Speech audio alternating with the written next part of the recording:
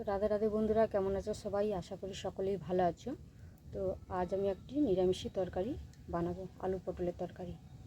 তো নিরামিষি তরকারিটা কেমনভাবে বানাচ্ছি আপনারা প্রথম থেকে শেষ পর্যন্ত দেখতে থাকুন। তো আমি এখানে 3টা আলু নিয়ে নিয়েছি, পটল, 2টো টমেটো নিয়েছি, আর আদা নিয়েছি, ধনেপাতা নিয়েছি। বাকি মশলাটা আমি রান্না করতে করতে দেখিয়ে দেবো। তো চলো রান্নার কাছে চলে যাচ্ছি। তো আমি এখানে উনানের মধ্যে কড়াটা তো বসিয়ে দিয়েছিলাম, কড়ার মধ্যে তেল দিয়ে দিচ্ছি একটু।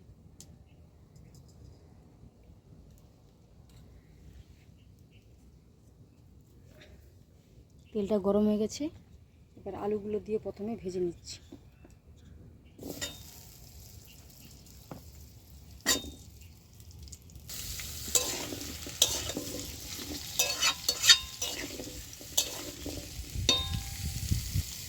তো অল্প করে একটু নুন দিয়ে দিচ্ছেন,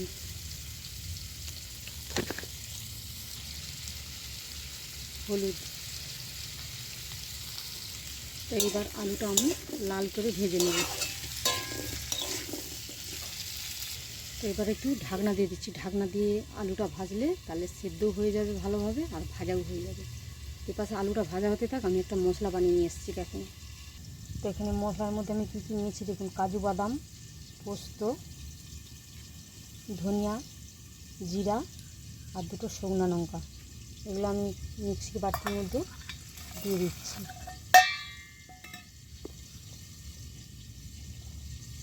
আদা,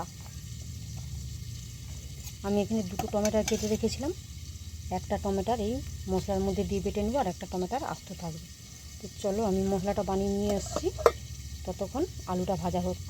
তো দেখুন এখানে আমি মশলাটা বেটে নিয়ে চলে এসেছি, আর ওপাশে দেখছি আমার আলুটা ভাজা হয়ে গেছে কিনা।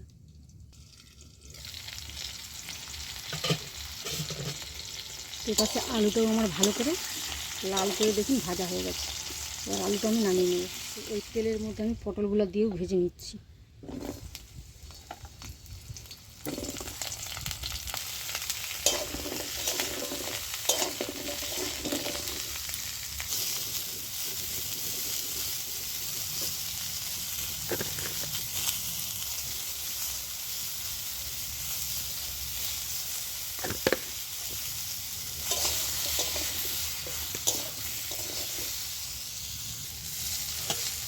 তো পটলটা ভাজা হয়ে গেছে, আমি এবারে নামিয়ে নিচ্ছি। তো কড়ার মধ্যে একটু তেল দিয়ে দিচ্ছি।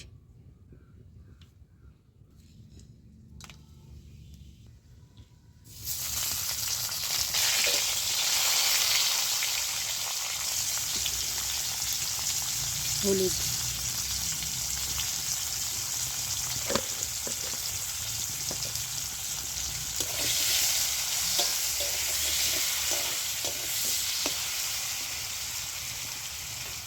এবার আমি বেটে রাখা মশলাটা দিয়ে দিচ্ছি। পরিমাণ মতো নুন দিয়ে দিচ্ছি।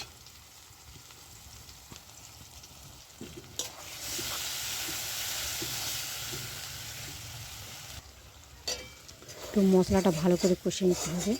আপনারা চাইলে তো লঙ্কা গুঁড়ি দিতে পারেন, আমি লঙ্কা গুঁড়ি দিলাম না।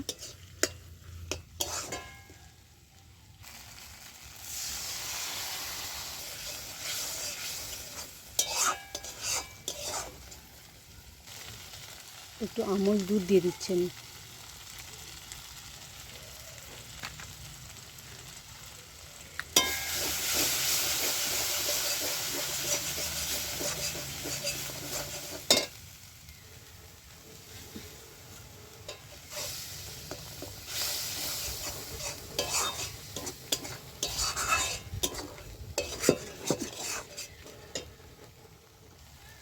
তো দেখুন মশলা থেকে তেল ছেড়ে গেছে, মশলাটা আমার ভালো করে কষানো হয়ে গেছে। এবার যে আমি আলু আর পটলটা ভেজে রেখেছিলাম সেইটা দিয়ে দিচ্ছি।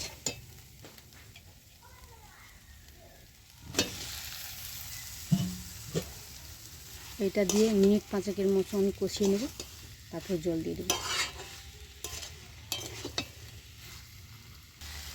তো এইটা দিয়ে আমার মিনিট 5 কষা হয়ে গেছে, 5 মিনিটের মতো। এবার আমি জল দিয়ে দিচ্ছি।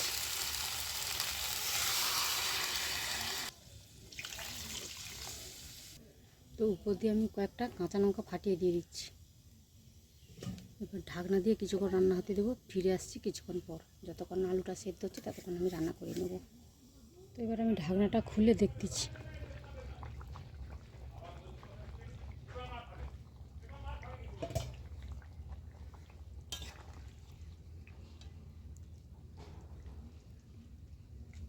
তো আলুটা সেদ্ধ হয়ে গেছে আমার।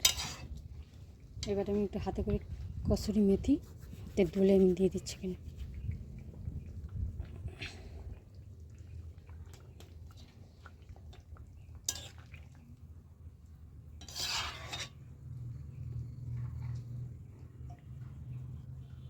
তো এবার একটু ঢাকনা লাগিয়ে দিচ্ছি যাতে কসুরি মেথির ফ্লেভারটা ভালোভাবে বেরিয়ে যায়। ঢাকনাটা খুলে তরকারিটা এবার নামিয়ে নেব। তো নামানোর আগে আমি একটু ধনে পাতা দিয়ে দিচ্ছি উপর দিয়ে।